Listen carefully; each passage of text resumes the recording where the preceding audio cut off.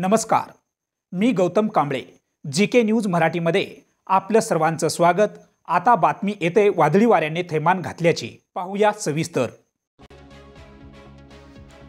नांदेडच्या किनवट तालुक्यातील इस्लापूर जलदरा भागात 9 जून रोजी सायंकाळी 7 ते 8च्या दरम्यान वादळी वाऱ्याने चांगलेच थैमान घातल्याने अनेकाच्या घरावरील टीन पत्रे उडाली, तर विद्युत खांबे तुटून अनेकाच्या घरावर पडली आहेत. त्याचबरोबर रोडलगतची अनेक झाडेही मुळासहित उपटून पडली आहेत.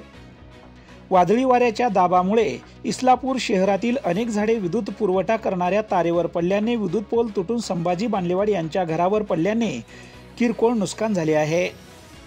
पोल तुटून खाली पडल्याने अनेकाच्या घरावर विद्युत तारा लोंबकळताना दिसून येत आहेत.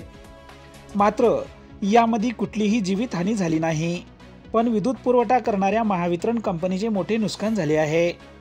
Bureau report, GK news, Kinwat, Nanded.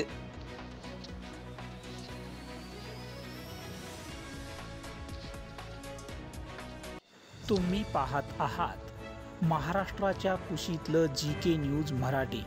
सात जनतेची, भूमी महाराष्ट्राची.